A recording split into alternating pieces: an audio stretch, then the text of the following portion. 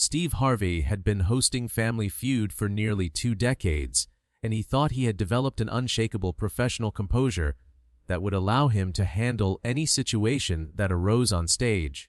He had witnessed confessions of every kind, stories that had moved him to tears, revelations that had shocked entire audiences, and testimonies that had challenged his understanding of the human experience. But on that bitter February afternoon in 2026, an 89-year-old man named Arthur Chen would share something so unexpectedly profound, so morally complex and yet so tenderly human, that Steve would literally stumble backward in shock, would struggle to form coherent words for several minutes, and would later describe the moment as the most challenging and emotionally overwhelming experience of his entire career.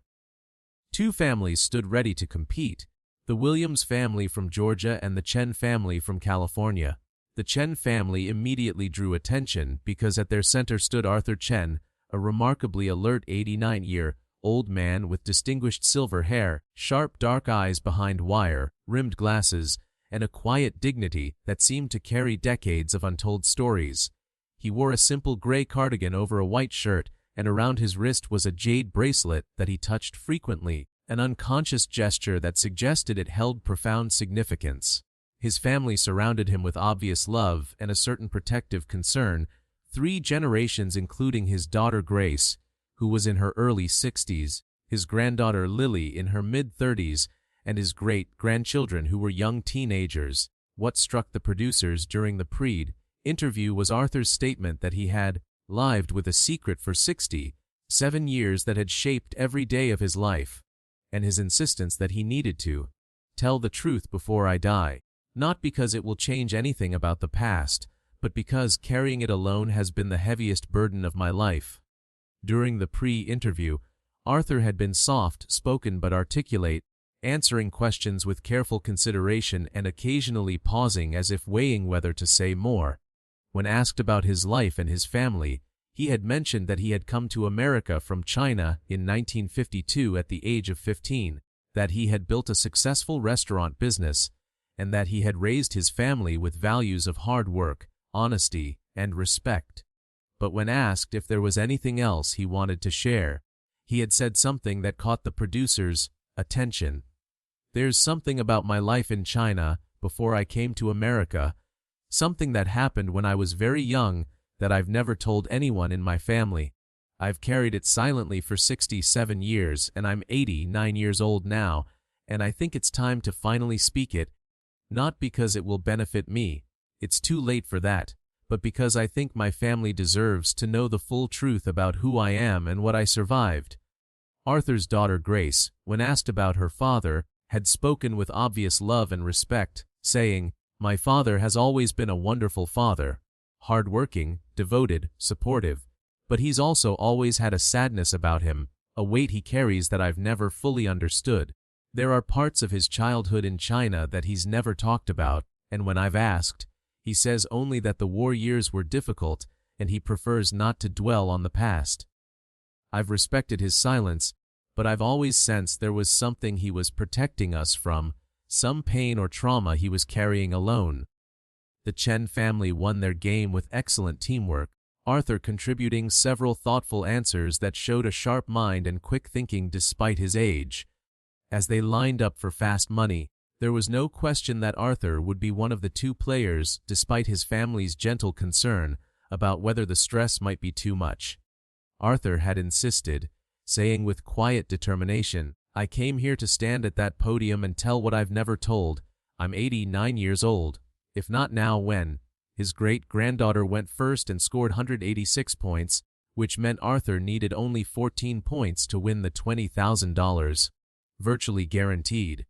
But as Arthur slowly approached the podium, Steve noticed that the elderly man's hands were trembling, that his breathing had become rapid and shallow, and that tears were already forming in his eyes before any question had been asked. Steve approached him with his characteristic warmth, immediately sensing something significant was about to happen, and said gently, "Mr. Chen, you all right, sir? You need a moment."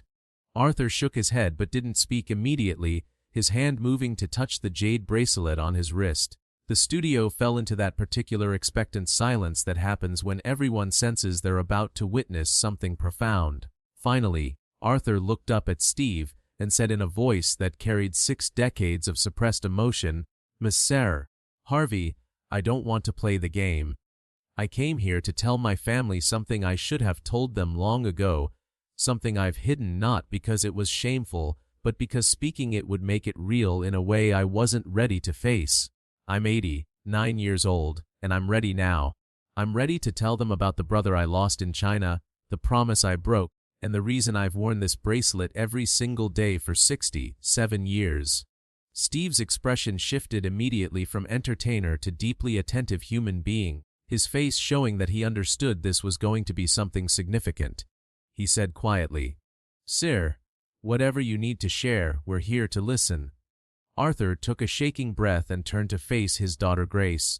What he shared over the next 30 minutes would be one of the most heartbreaking stories of loss, survival, impossible choices, and lifelong guilt ever told on television, would leave Steve literally stumbling backward in shock and emotional overwhelm, and would ultimately force everyone watching to confront the devastating human costs of war and the impossible burdens that survivors carry.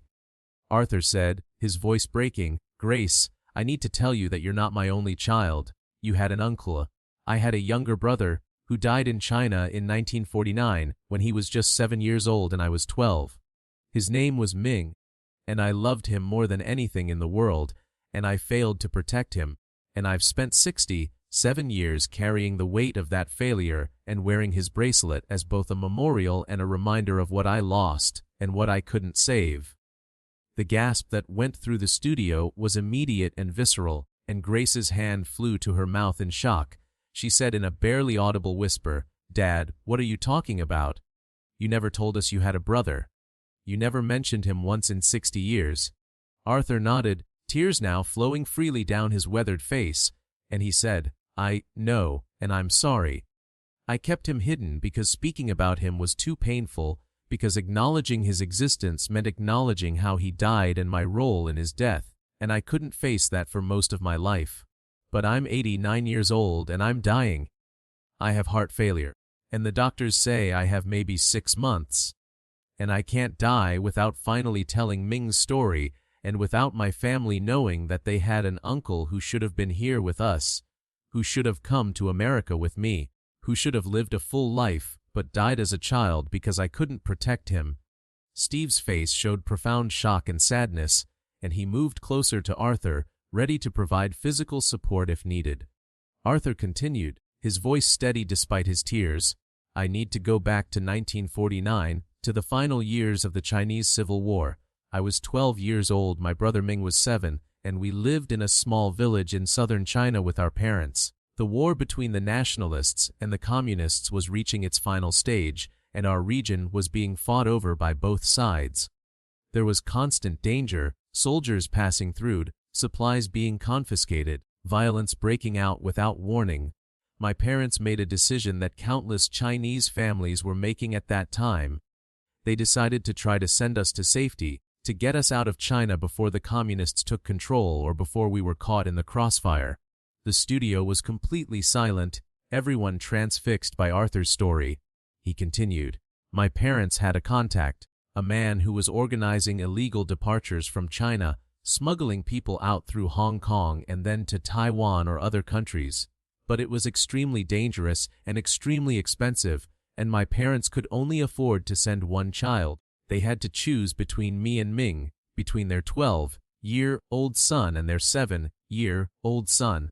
And they chose me, not because they loved Ming less, but because they thought I had a better chance of surviving the journey, of making it to safety, and potentially of helping them and Ming escape later once I was established somewhere safe.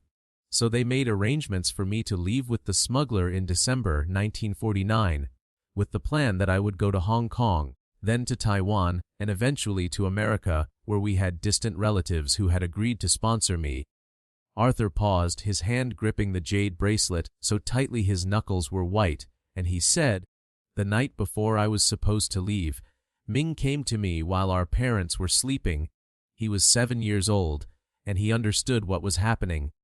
that I was leaving and he was staying behind, that I would be safe and he would be in danger, that our family was being torn apart. And he asked me a question that I can still hear in his voice 67 years later. He said, "Jij." Arthur's voice broke completely as he used the Chinese word for older brother. "Jij, will you come back for me? Will you promise you'll come back and get me when it's safe?" And I promised him. I took off this jade bracelet that my grandmother had given me, and I gave it to him, and I told him to keep it safe until I came back for him. I said, "When I come back, you'll give me back the bracelet, and we'll be together again." That was my promise to my 7-year-old brother, that I would come back for him, that he would be safe, that we would be together again. Steve Harvey audibly gasped, and his face showed he was beginning to understand the devastating direction this story was heading. Arthur continued, "I left the next night with the smuggler. The journey was terrifying. We traveled on foot through mountains, hid from soldiers, went days without food, crossed the border into Hong Kong in the middle of the night, terrified we would be shot. But I made it. I survived the journey. I got to Hong Kong. I eventually made it to Taiwan, and in 1952, when I was 15, I came to America under the sponsorship of distant relatives. I wrote letters to my parents as soon as I could, telling them I was safe, asking about Ming, begging them to tell me when they could send him. But for months, I received no response. The mail system was chaotic, China was in turmoil under the new communist government, and communication was nearly impossible." Arthur's voice dropped to barely above a whisper, and everyone in the studio leaned forward to hear him.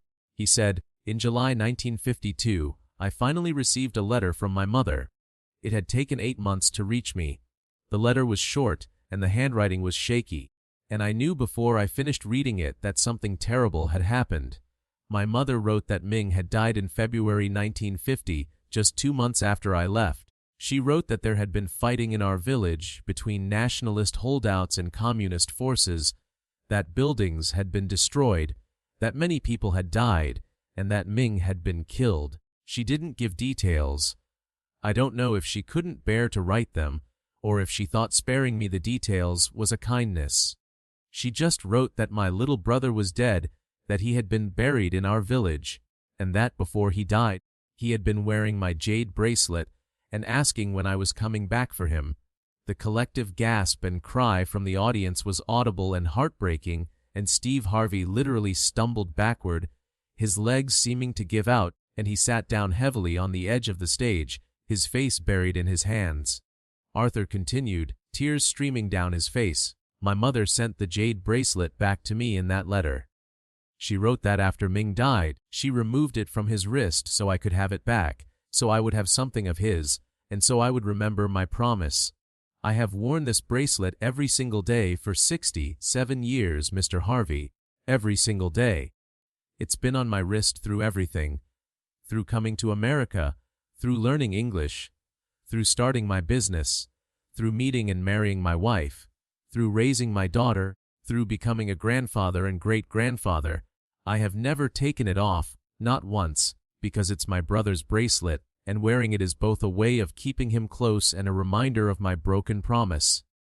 Grace was sobbing now, and she came forward and embraced her father, saying through her tears, "Dad, you were 12 years old. You didn't break a promise. You couldn't have gone back for him. There was a war. China was closed off. You couldn't have saved him." But Arthur shook his head and said, "I know that intellectually, Grace. I know that a 12-year-old boy couldn't have gone back to China, couldn't have rescued his brother, couldn't have changed what happened. But emotionally, in my heart, I broke my promise. I told Ming I would come back for him, and I didn't. He died waiting for me, wearing my bracelet, believing I would keep my word. And I've carried that guilt every day since. The guilt of being the child who was saved while my brother died, the guilt of having made a promise I couldn't keep, the guilt of building a life here in America while Ming never got the chance to grow up at all." Steve finally found his voice, though it was shaking badly, and he said, "Mr. Chen, why did you never tell your family about Ming? Why did you carry this alone for 67 years? Arthur looked at him and said, "Because speaking about Ming made his death real in a way that silence didn't. As long as I didn't talk about him, I could almost pretend that part of my life hadn't happened, that I hadn't lost my brother, that I hadn't broken my promise. But the bracelet was always there, always reminding me, always making sure I couldn't completely forget even when I wanted to. I also didn't tell my family because I was ashamed that I had survived when Ming died, ashamed that I had built this comfortable life in America, while my brother never got to grow up, never got to go to school, never got to fall in love or have children or experience any of the things I've experienced. How do you tell your daughter that she had an uncle who died at 7 years old? How do you tell your grandchildren that their great-uncle was killed in a war when they can't even imagine what war is like? I kept silent because the alternative, speaking the truth, was too painful. Arthur looked at his daughter and said, "Grace, I need you to understand that my silence about Ming shaped everything about how I raised you and how I've lived my life. I was overprotective of you when you were growing up, terrified something would happen to you the way it happened to Ming. I worked obsessively hard to build financial security because I never wanted our family to face the kind of poverty and danger my parents faced. I encouraged you to appreciate peace and safety and opportunity because I knew what it was like to live without those things. Everything I did was influenced by having lost Ming, even though you never knew he existed. And I want you to know about him now, before I die, because he was part of our family, and he deserves to be remembered, and you deserve to know the full truth about where you come from and what we survived." Steve stood back up, visibly struggling to compose himself, and he said, "Mr. Chen, is there anything else you want to say about Ming? Anything else you want your family to know?" Arthur nodded and said, "I want my family to know what kind of boy Ming was, because for 67 years he's been frozen in my memory as a 7-year-old child, and no one else knows anything about him. Ming was funny. He made everyone laugh with his silly faces and his jokes. He was kind. He always shared his food even when we didn't have much. He was curious. He was always asking questions about everything, always wanting to understand how things worked. He loved to draw, and he would draw pictures of birds and flowers and give them to our mother. He followed me everywhere, always wanted to do whatever I was doing, looked up to me like I was the most important person in the world. And when I left, he gave me a drawing he had made of the two of us holding hands, and he made me promise to keep it until he could come to America and we could be together again." Arthur reached into his pocket with trembling hands and pulled out a small, carefully preserved piece of folded paper, yellowed and fragile with age. He unfolded it slowly to reveal a child's drawing, simple, faded, but still recognizable as two stick figures holding hands, one taller than the other. He held it up and said, "This is the drawing Ming gave me 67 years ago, the night before I left. I've carried it with me ever since, in my wallet, moving it from wallet to wallet as they wore out, always keeping it close. These two stick figures are Ming and me. He drew this when he was 7 years old, and it's all I have left of him besides this bracelet and my memories." The emotion in the studio was overwhelming, nearly everyone crying, and Steve Harvey was openly weeping, making no attempt to hide his tears. Arthur continued, "I'm telling this story now, publicly, for several reasons.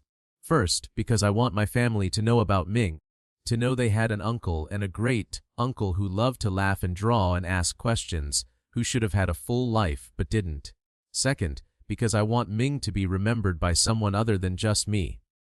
When I die, which will be soon, I'll be the last person who remembers him firsthand, the last person who knew him, and I can't bear the thought of him being completely forgotten. By telling his story here, by speaking his name publicly, maybe he'll be remembered a little longer. And third, because I think there are millions of people around the world who are survivors of wars and conflicts, who lost family members, who carry guilt about surviving when others didn't, who made promises they couldn't keep, and who are living with grief and trauma they've never spoken about. I want those people to know they're not alone, and I want to encourage them to speak their truths before it's too late, because carrying these secrets alone is exhausting and isolating, and it prevents true intimacy with the people you love." Grace, still crying, said, "Dad, what do you want us to do with this information? How do you want us to honor Ming?" Arthur thought for a moment and said, "I want you to tell your children and grandchildren about him. I want his name to be spoken in our family, even though he never got to be part of this family. I want him to be acknowledged as my brother, your uncle, their great-uncle. When I die, I want my obituary to mention that I was survived by my daughter, but that I was preceded in death by my younger brother Ming Chen, who died at age 7 in 1949 in China. I want people to know he existed, and I want this bracelet," he touched the jade bracelet on his wrist, "to be buried with me, so I can give it back to Ming when I see him again, wherever that might be, if that's even possible. I borrowed it 67 years ago with a promise I couldn't keep.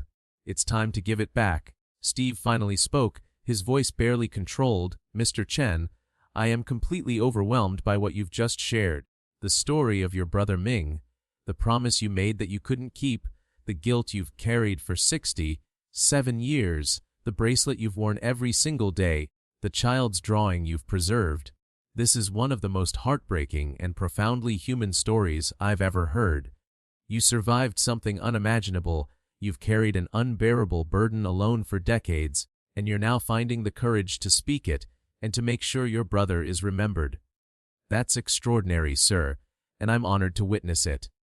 He turned to the camera and said, "Ladies and gentlemen, we're not playing fast money. This moment is infinitely more important than any game. Mr. Arthur Chen has shared something with us that he's never shared with anyone. The story of his younger brother Ming, who died at age 7 during the Chinese Civil War, who Arthur promised he would come back for but couldn't, and who Arthur has been remembering and honoring by wearing his bracelet for 67 years. This is a story about the human cost of war, about survivors' guilt, about promises we can't keep, about grief that lasts a lifetime, and about the courage it takes to finally speak truths we've kept hidden. I don't even know how to process what I've just heard, but I know it's important, and I know everyone watching needs to take it to heart." The episode that aired became one of the most watched and emotionally powerful programs in television history, with over 90 million viewers worldwide and countless discussions about war, loss, survivors' guilt, and the hidden traumas that people carry silently for decades. The show received hundreds of thousands of messages from viewers, many from refugees, immigrants, and survivors of conflicts who shared their own stories of family members lost, promises they couldn't keep, and guilt they carried about surviving when others didn't. Organizations working with refugees and trauma survivors reported that Arthur's story had helped many of their clients feel less alone in their grief and guilt, and had encouraged some to speak publicly about their experiences for the first time. Historians and scholars of the Chinese Civil War and its aftermath wrote about how Arthur's story represented millions of similar stories. Families torn apart, children sent away for safety, while siblings stayed behind and died, promises made in desperate times that couldn't be kept. They noted that Arthur's silence about Ming for 67 years was typical of many survivors who found it too painful to speak about their losses, who tried to build new lives in new countries while carrying hidden griefs, and who often went to their graves without ever having fully shared what they had experienced and lost. Mental health professionals specializing in trauma and survivors' guilt used Arthur's story to discuss the long-term psychological impact of childhood trauma, the particular burden of survivors' guilt, and the importance of eventually speaking these hidden traumas rather than carrying them alone forever.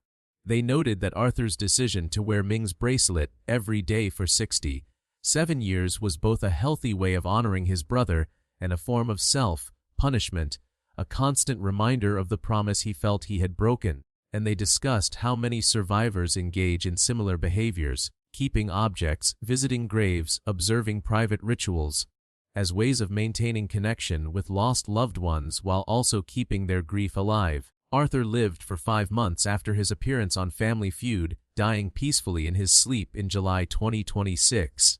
In those final months, he spoke extensively about Ming with his family, sharing every memory he had of his younger brother, describing in detail what Ming had been like, what they had done together, how Ming had looked and sounded and acted.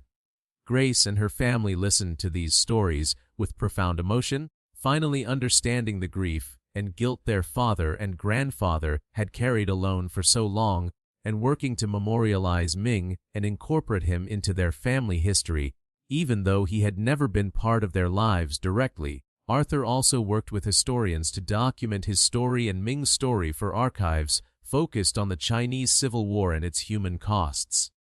He provided the child's drawing Ming had made, which was carefully preserved and digitized, and he shared photographs of his family from before the war, including several that showed him and Ming together as young boys. These materials were incorporated into museum exhibits and educational resources about the Chinese Civil War, ensuring that Ming's story would be preserved and that the human cost of that conflict would be remembered through specific individuals rather than just through statistics. Before his death, Arthur gave a final interview in which he reflected on his decision to finally speak about Ming after 67 years of silence. He said, "For most of my life, I thought keeping Ming's secret was protecting him somehow, or protecting myself from the pain of remembering him fully.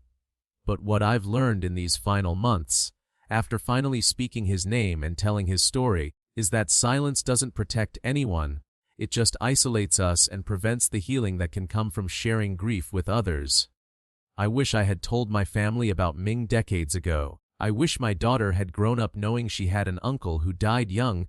I wish my grandchildren had always known about their great-uncle.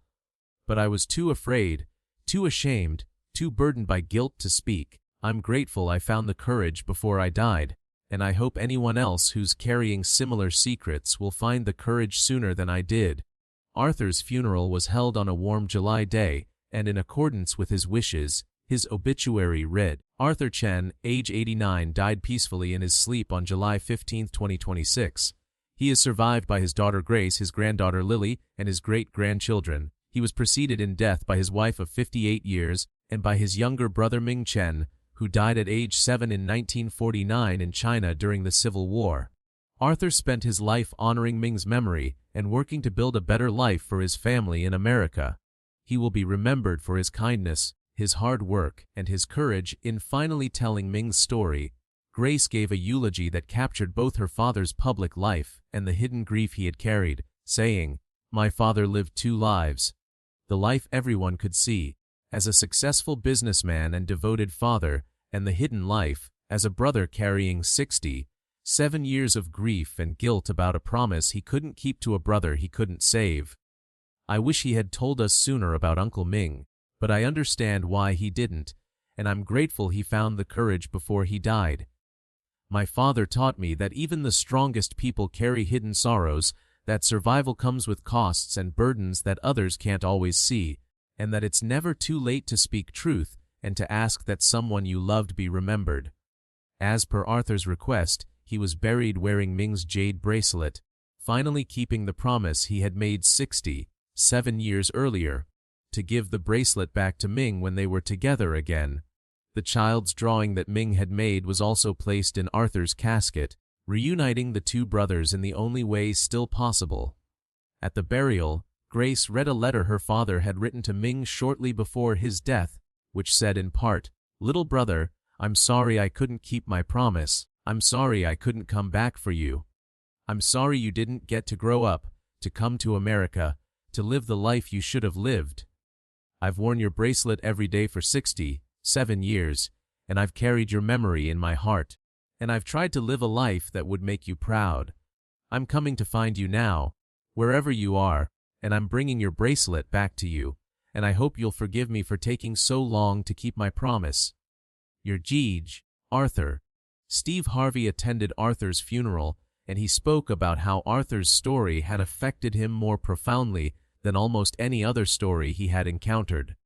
He said that the moment when Arthur had held up that child's drawing, when he had revealed that he had been carrying it in his wallet for 67 years, when he had explained that his 7-year-old brother had drawn it and asked him to keep it until they could be together again in America, that moment had made him literally stumble backward in shock, because the emotional weight of it was too much to bear standing up.